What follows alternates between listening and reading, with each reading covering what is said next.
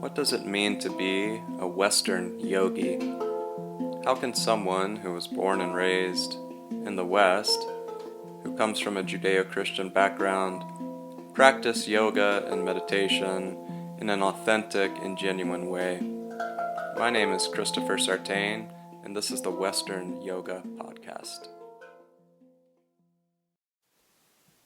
Greetings, everyone. Welcome to another episode of the Western Yoga Podcast.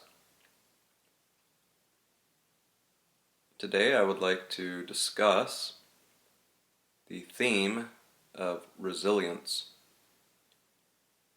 and also endurance on the spiritual path. Recently, I've come to the realization that the spiritual path has a lot to do with the endurance of suffering, enduring suffering, rather than constantly trying to escape suffering or avoid suffering. A lot of the Eastern traditions teach that the purpose of life is to escape from suffering, is to avoid suffering. This is the path that I have followed for 30 years or so. I started reading Taoist and Buddhist texts when I was about 14. I'm 43 now. And so I have been following this Eastern path, as it were, for decades.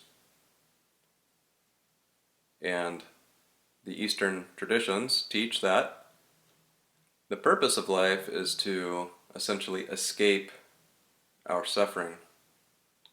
And the purpose is to avoid suffering. I'm not so sure anymore, to tell you the truth. I used to think that. I really did. But the longer I live, and the more experiences I have, and all of that, the more I realize that suffering is sort of unavoidable.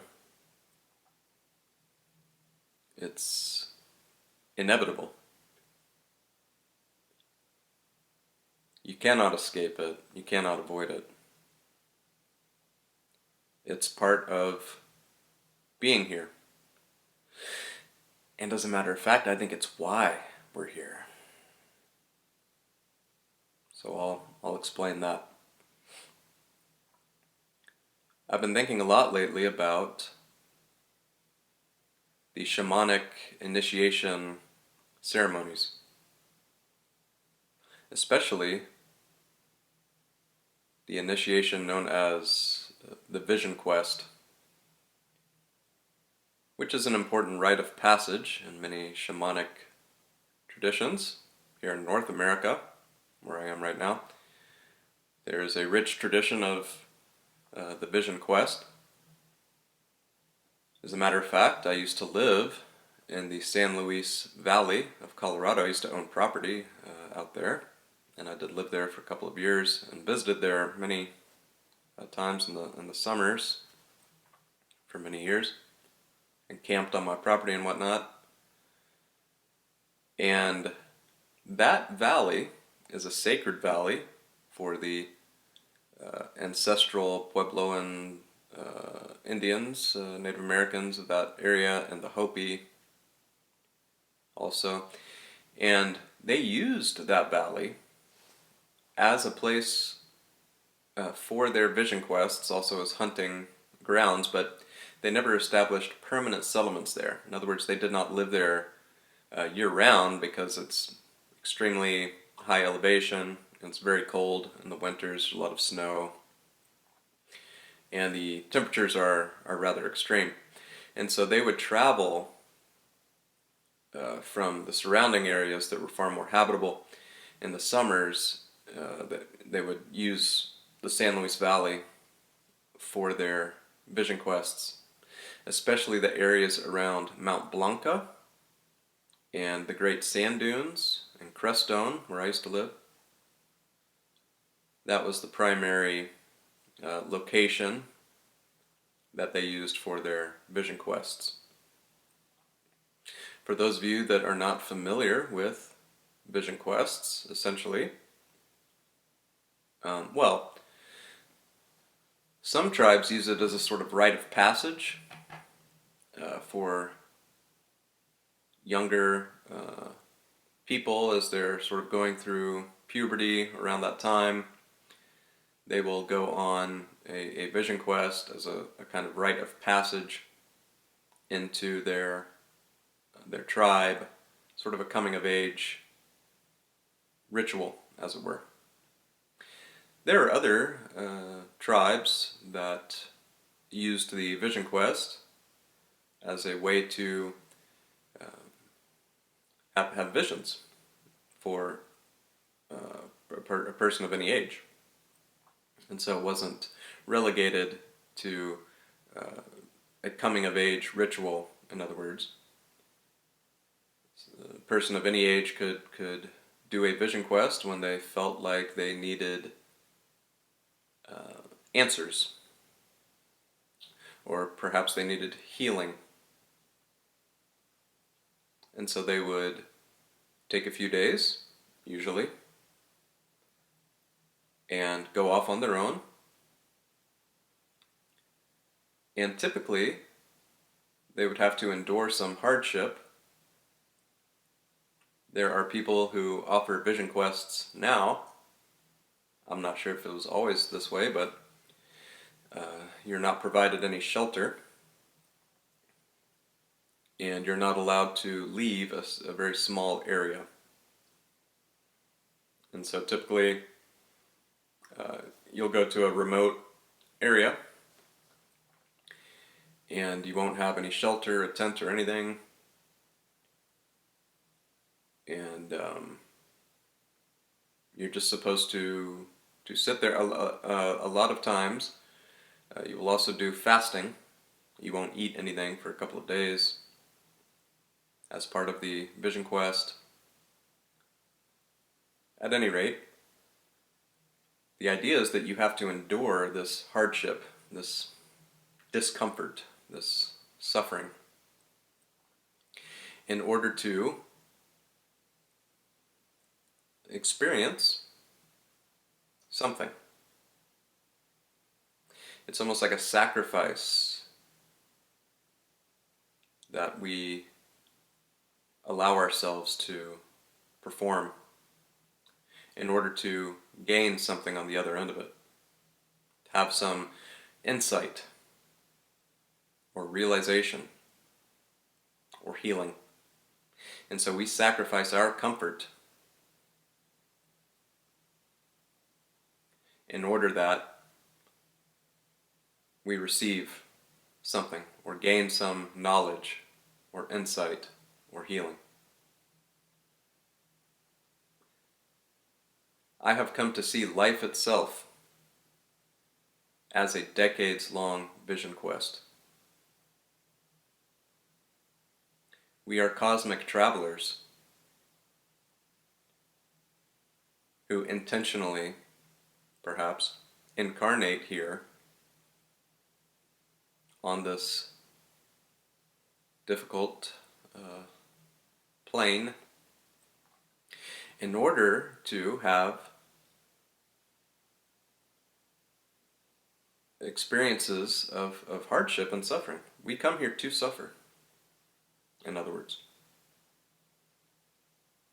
We don't come here to escape suffering. We don't come here to avoid suffering. In fact, we come here to suffer. We come here to experience hardship and suffering. You see, this sort of shifts the entire paradigm, doesn't it? when we start thinking this way. Now, this isn't the first time that I've had this insight. Back in 2012, when I wrote my first book, The Sacred Science of Yoga and the Five Koshas, I write about this. It's interesting because I wrote that book in Crestone, Colorado, when I was living there, in this sacred valley that was used for vision quests. So this is not a new idea. However, I did not equate life itself to the Vision Quest ritual until a few days ago. It just sort of came to me. But I believe it is an apt analogy or metaphor for describing the spiritual journey on this planet. It is possible that in the astral realms, the subtle realms, that we in fact decide or choose to come here. I'm not sure. But it's possible that we decide to come here to do a decades-long vision quest. Just as a spiritual seeker in a Native American tribe would choose to go on a vision quest for some purpose. And so I believe that life itself is the initiation. Life itself is the initiation. We must pass through this initiation in order to fulfill life's purpose. There is no other way. If there were any other way, the universe would have already manifested it. And so this is just the way it is. This is how it's done.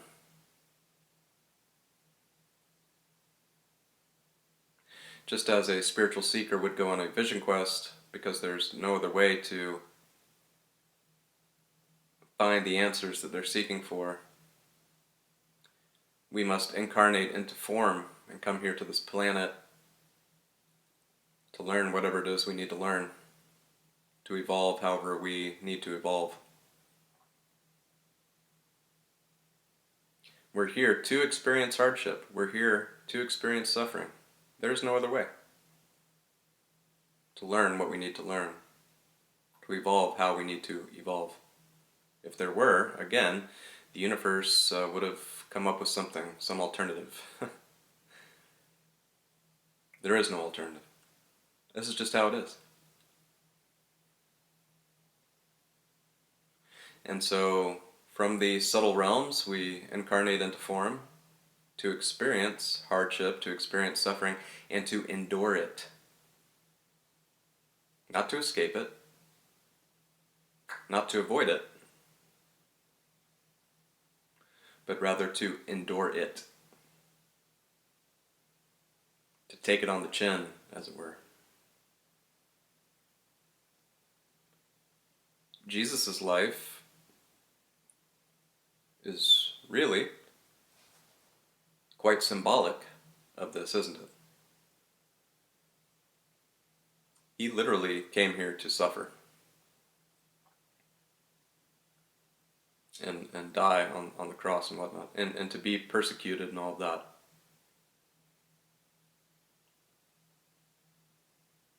And so,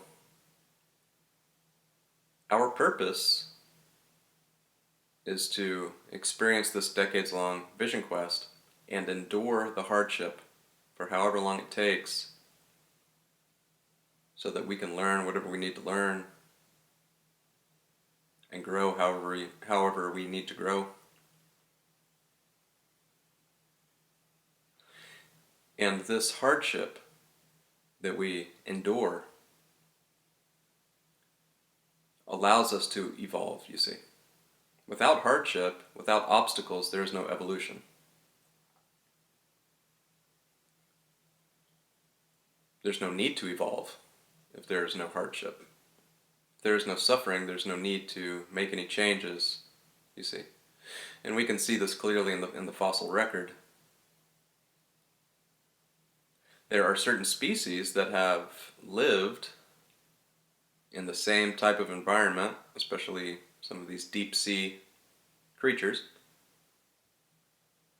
where their particular environment has not changed much for millions of years.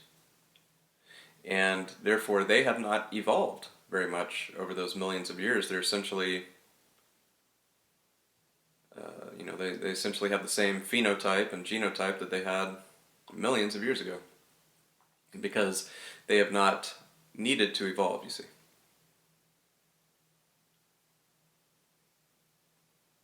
And so actually, hardship, suffering, is the impetus for evolution. It catalyzes our evolution, you see. I know some spiritual seekers who have been meditating for many decades, some of whom meditate multiple hours a day, I believe in some vain attempt to escape their suffering. And without being judgmental or anything, they have not been able to do that. In fact, I would say that, they continue to suffer about as much as the people I know who don't meditate at all. Now, that's not what you want to hear if you're a yogi or a meditator. I know, believe me. Ha! But the truth is the truth. Suffering is unavoidable. It's inescapable.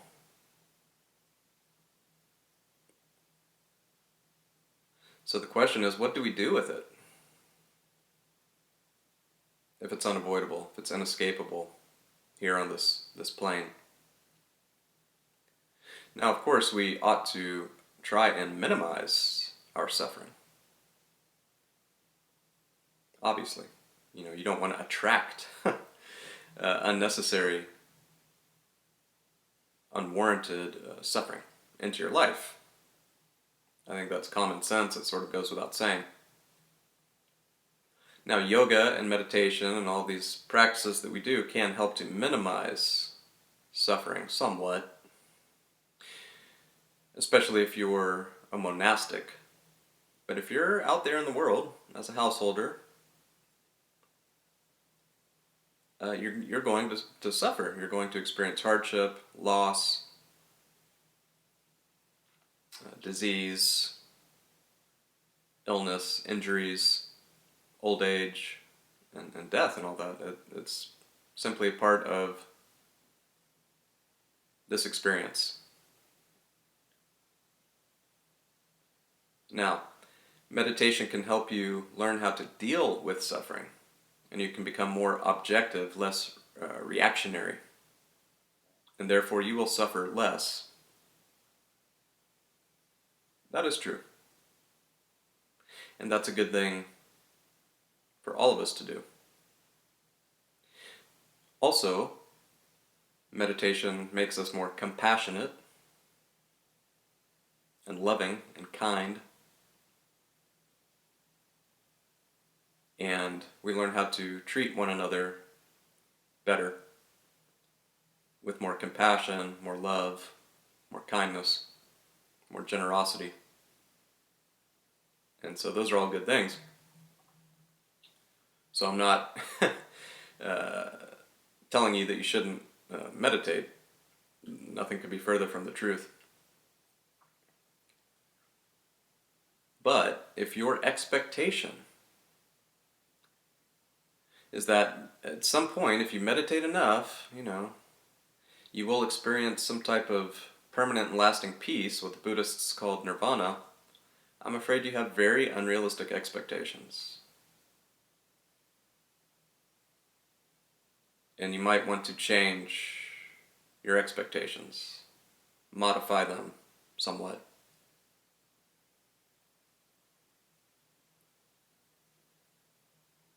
Because that's not why you came here. That's not why you came here. You don't really go on a vision quest to escape hardship. You don't go on a vision quest to escape suffering. To the contrary, you go on a vision quest to intentionally put yourself into a difficult situation in which you will experience hardship and suffering. This is simply inevitable.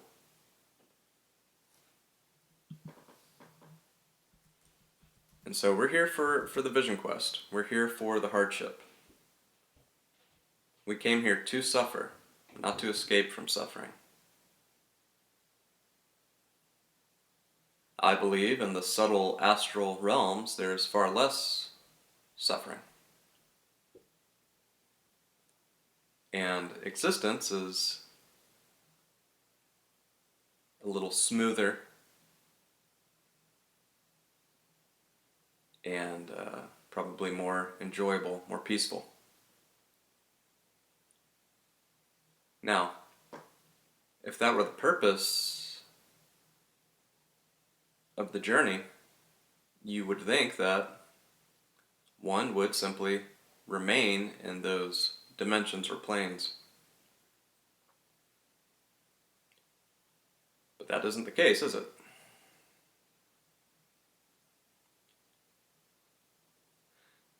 Which means that whatever it is that we're seeking cannot be found in comfortable places.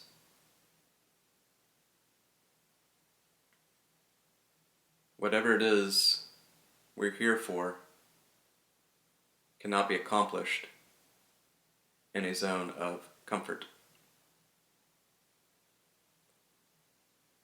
So if you really want to grow, you really want to evolve, put yourself in uncomfortable situations. Not all the time, don't stress yourself out unnecessarily or do anything stupid. But it is good to get out of your comfort zones when you have the opportunity.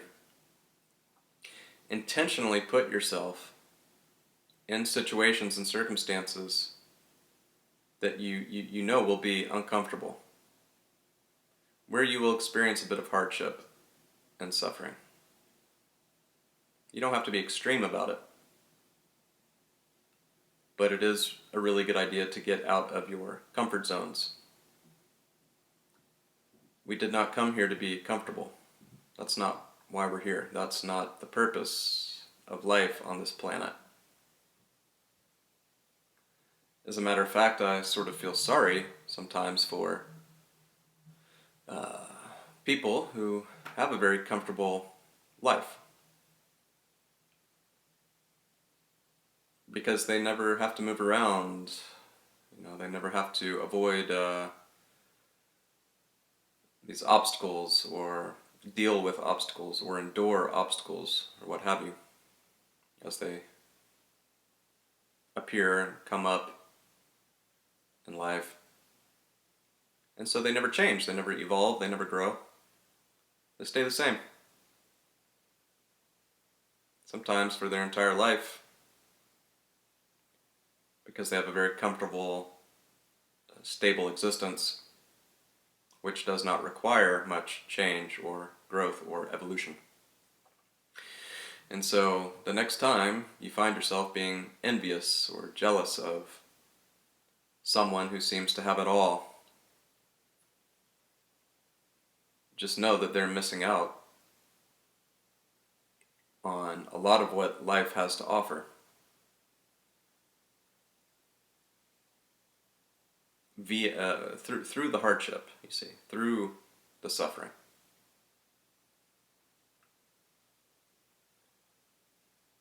And so I've come to see that endurance and resilience are the real purposes of life on this planet. Awakening also, of course. We do need to wake up, of course, and realize that we are not flesh and bone, and that we are spiritual beings temporarily inhabiting renting a form. And it is, of course, good to meditate and to experience the peace and the tranquil bliss of our true nature. Obviously. But I really think that the purpose of incarnating is to cultivate endurance and resilience. If you look at professional athletes, I'm an NBA addict, really. I almost said fan, but it's kind of an addiction, obsession. And if you look at the top players, the top 10 players in the world versus everyone else, what makes them different? What sets them apart? It isn't their talent level. Most of these guys are incredibly talented. There's 450 players in the NBA, and none of them would be there if they were not incredibly talented. So they're all talented. They're all extremely athletic, and many of them are highly intelligent as well. But those aren't the qualities that distinguish, the top players. The qualities that really that separate the great players from the good players are endurance and resilience. When you look at someone like Michael Jordan, or Kobe Bryant, or LeBron James,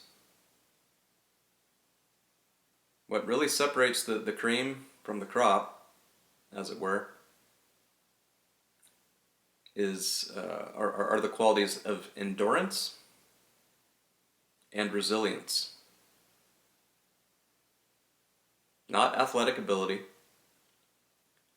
not a high field goal percentage, not speed, not strength, not athleticism. Obviously, you have to have all those things too.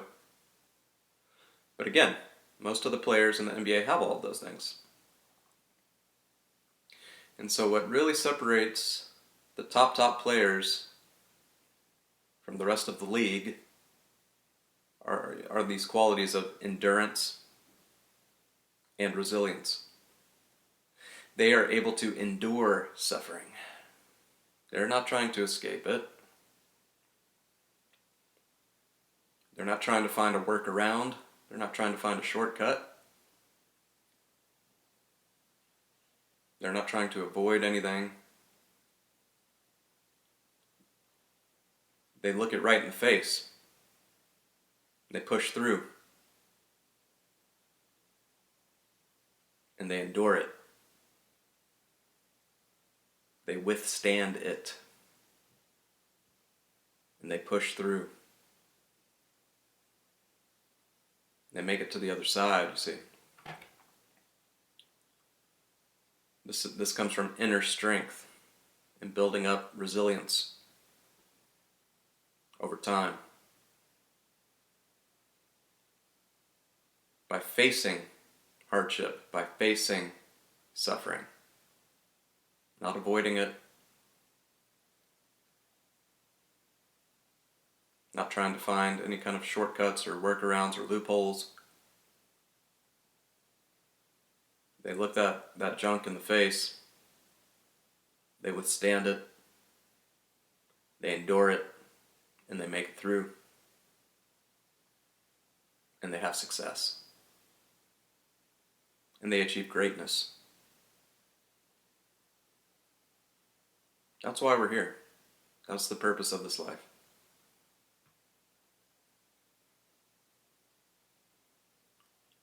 Now, that, again, this is not to negate any of the Eastern practices or the Eastern philosophy,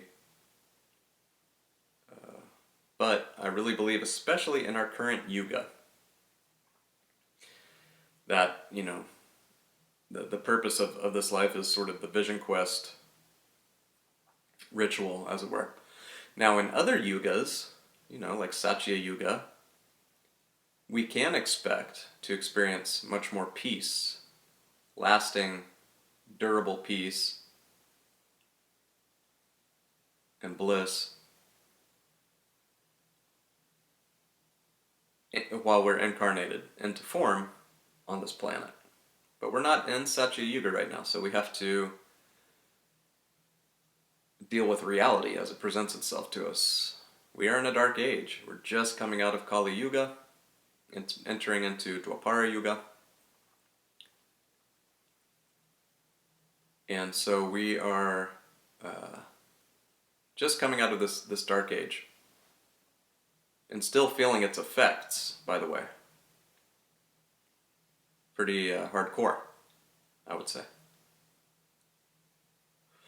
And so we have to deal with reality as it is. We don't live in Satya Yuga. We live during a dark age. And so we have to accept that. A lot of endurance and resilience has to do with acceptance. Just accepting circumstances as they are. Not trying to escape our circumstances, but rather accepting our circumstances and pushing through regardless. So, in Kali Yuga, or here in the beginning of Dwapara Yuga, I suppose,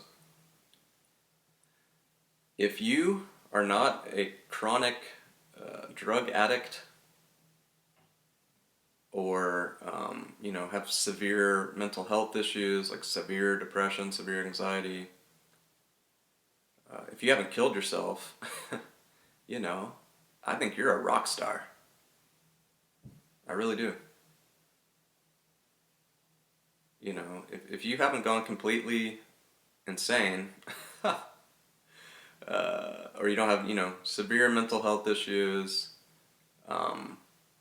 if you're not like a raging drug addict or alcoholic or what have you, if you're able to endure this yuga that we find ourselves in, let me tell you, you're a frickin' rock star. Okay? You're doing great. Don't let anybody tell you otherwise. If you're able to withstand and endure everything that this yuga is throwing at us, let me tell you, you're a spiritual rock star. Okay? You have to understand that the people who really pull the puppet strings on this planet right now, these are not good people. I'm amazed at the naivete of people I know, who I consider to be intelligent, but they believe every propaganda point, every PR campaign that the corporate media throws at them. And they don't understand the depravity and evil of the global elite billionaire class who controls, for the most part, humanity and the planet. They don't get it. They don't see it because they don't want to. It's emotionally uncomfortable to accept the fact that A, you live in a dark age, and B, the owners of this planet are evil people. It's difficult to accept. We don't want to accept it. So I get it. But again, acceptance is a huge part of endurance and resilience. And so again, if you are able to endure all the suffering of this world without losing your mind, without developing really terrible habits, and all of that, you're doing great. You're doing great. So if you're listening to this podcast, go ahead and pat yourself on the back because you deserve it. Don't ever compare yourself to others. Period. Period. But especially don't compare yourself to other people who you think have a very comfortable life and have it all figured out. A, I assure you they don't have it all figured out. And B, that life of comfort will not bear fruit. It will not bear fruit. Now, that's not to say that we should live a life of poverty and discomfort. That's certainly not what I'm advocating. Although I do think it's best to have a simple life with few material possessions and all of that, because it's better for the planet, it's better for resource distribution and all of that. And we don't want to be greedy and take more than we need. But at the same time,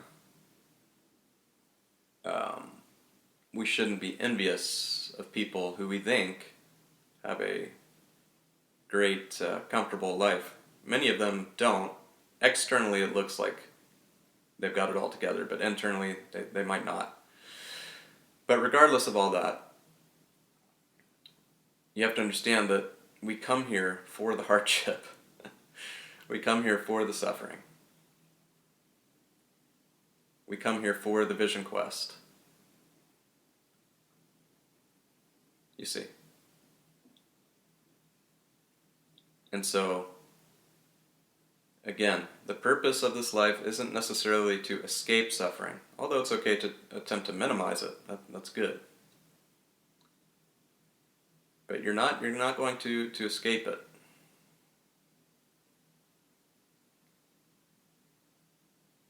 Especially during our current yuga. And so we need to accept the fact that we came here for the hardship. That is the purpose of this life. It sounds counterintuitive, especially if you come from, the Eastern traditions, which teach that, life is suffering and that we need to attempt to end suffering. We need to escape suffering. We need to sit in a cave by ourselves for decades or sit under a tree by ourselves for decades and not engage with other humans and not engage with life. Especially if you are into the monastic path.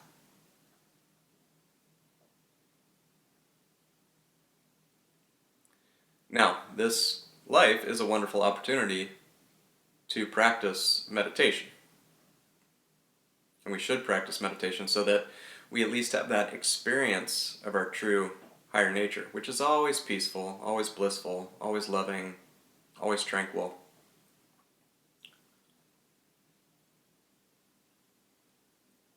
But that's always there, you see. Underneath it all. That's always there. It never changes, whether we're aware of it consciously or not. Your true nature is always the same. It will never change. So once you've discovered your true nature, that's good. And that certainly is part of the process. But I don't think that's why you came here.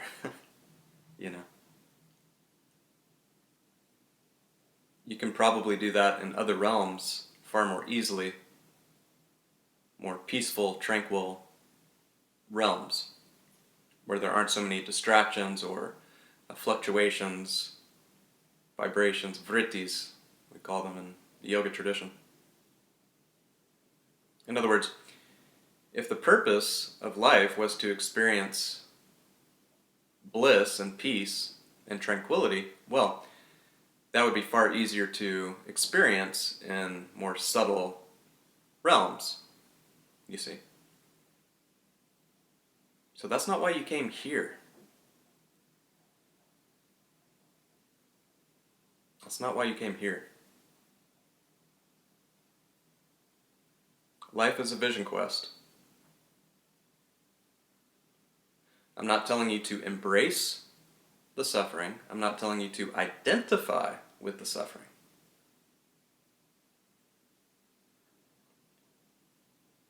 Only to endure it. Endure it. Withstand it.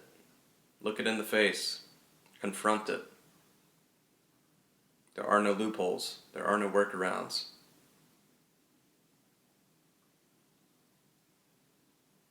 Endurance and resilience will lead to success and wisdom on the spiritual path.